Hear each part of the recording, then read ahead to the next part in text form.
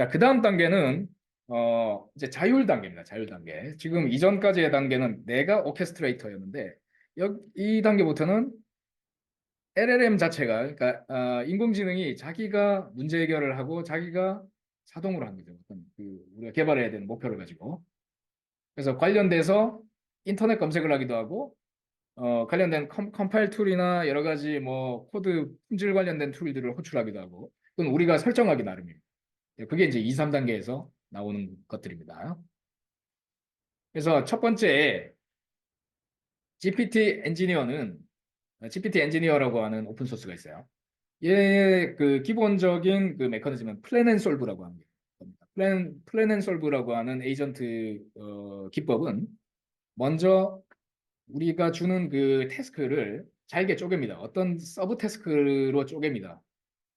우리가 해야 되는 일들을 예를 들면은 코드를 생성하기 위해서 먼저 사용할 기술을 선택하고 그 다음에 모듈들을 어떻게 패키지를 어떻게 나누고 안에 그 구성 요소를 뭐 메인 클래스를 어디다 만들고 뭐 서브 클래스를 어디다 만들고 뭐 예를 들면 도메인 드리븐 우리 클린 아키텍처라고 치면 그럼 뭐 도메인 클래스는 어디다 넣고 인프라에 관련된 거 어디다 넣고 뭐 이런 것들 그런 플랜을 먼저 세웁니다. 그런 다음에 서브 태스크별로 다시 LLM을 그 서브 태스크와 전체적인 플랜에 관련된 컨텍스트를 끼워서 쪼개서 일을 시키는 거죠.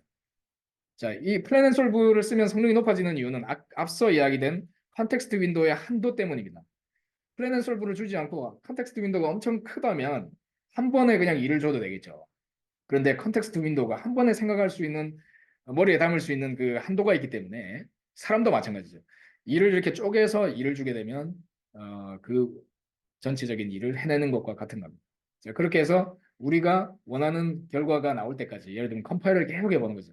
소스 코드를 변경해보고 다시 컴파일러 돌려서 오류가 난 것을 보고 그 부분을 다시 수정하고 네, 이런 식으로 전체적인 어, 일들을 쪼개가지고 처리하는 것을 플랜 앤 솔브 에이전트라고 부릅니다.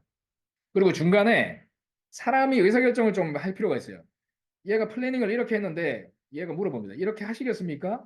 왜냐하면 이게 자율주행이기 때문에 엉뚱한 대로 막 가서 그냥 거기서 계속 헤맬 수가 있거든요.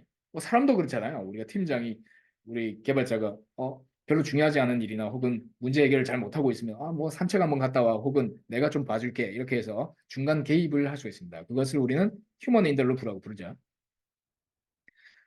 자, 이런 것들을 제공을 하고 있고 폐쇄형 LLM도 제공을 하고 있습니다. 자, 그게 이제 GPT 엔지니어라고 하는 툴이 그래서 나온 거죠. 자, GPT 엔지니어와 거의 유사한 동작 방식으로 사용되는 게 프로페셔널 코더라고 있는데 이걸 한번 통해 가지고 어떻게 쓰이는지 한번 보겠습니다.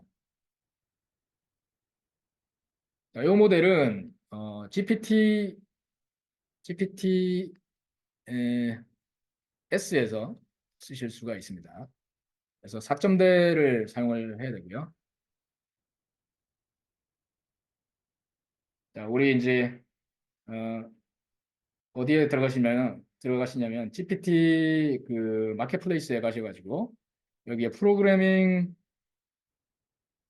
쪽에 보시면은 프로페셔널 코더로 추천이 되어 있습니다. 그래서 여기 들어가시면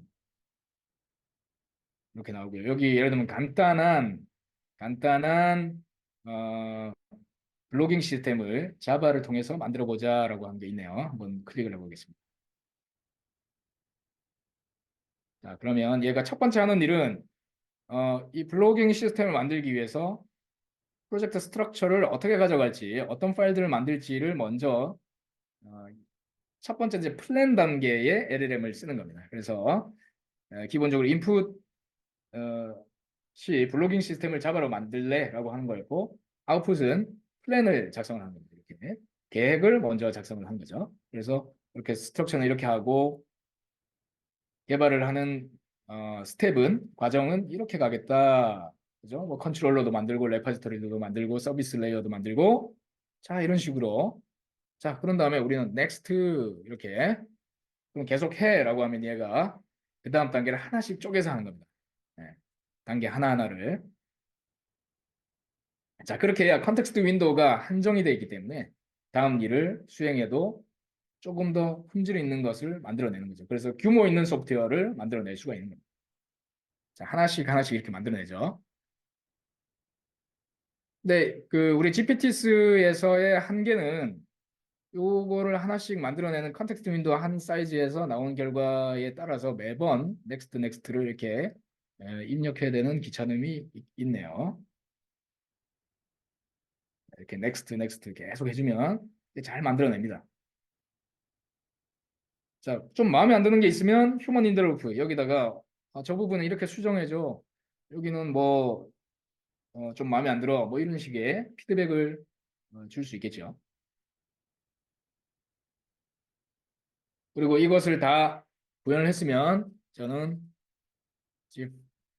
짚으로 전체 코드 압축해줘. 이렇게 하면 GPT-4 같은 경우에는 위의 이야기들을 만들어진 코드를 가지고 zip 파일을 만들기 위한 코드 인터프리터를 통해서 위에 쭉 제시된 수많은 코드들을 아까 프로젝트 스트럭처의 그 구조로 압축을 해서 zip 파일을 생성을 해줍니다.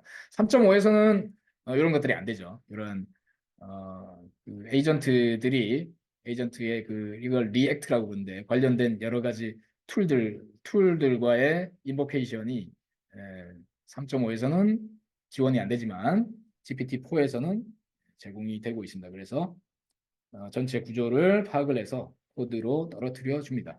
뭐 이 정도만 활용해도 충분히 어느 정도 스타팅하기 위한 코드 베이스는 우리가 생성을 하실 수가 있죠. 그래서 블로깅 시스템을 zip 파일 이렇게 다운로드를 받으실 수가 있네요. 자, 압축 파일을 풀어보면 자, 우리가 원하는 코드가 잘 만들어져 있는 것을 확인할 수가 있습니다.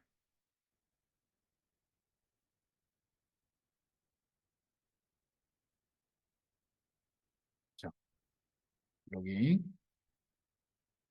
코드가 나왔고 모델 그 안에 내부에 이제 여러 모델까지 폼 XML하고 뭐 이런 거는 포함을 안 시켜줬네요. 아마 생성을 여기까지만 제가 했기 때문에 약간 뭐 계속 넥스트 해가지고 생성을 다 했으면 아마 전체 내용이 포함된 파일을 얻을 수 있을 것 같습니다.